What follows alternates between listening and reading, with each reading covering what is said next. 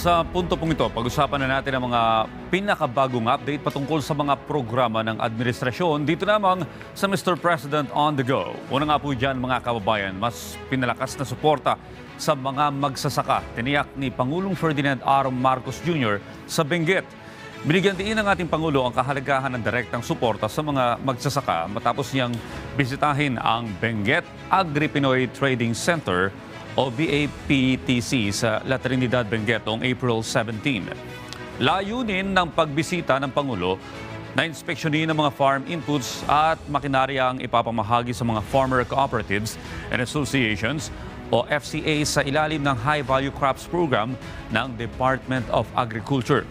Personal na inobserbahan ng Pangulo ang daloy ng post-harvest at training activities ng mga gulay mula sa mga magsasaka patungo sa mga pamilihan. Binisita rin ng Pangulo ang La Trinidad Vegetable Trading Post kung saan siya ay nakipag-ugnayan sa mga magsasaka at mga stakeholder.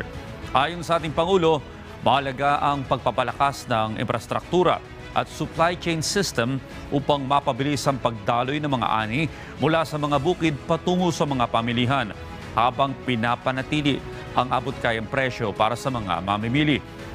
Kasabay po nito, pinatitibay din ng pamahalaan ng mga programang magpapataas ng produksyon, magpapababa ng gastos at magbibigay ng direktang benepisyo sa mga magsasaka, lalo na sa mga rehiyong agrikultural tulad ng Benguet.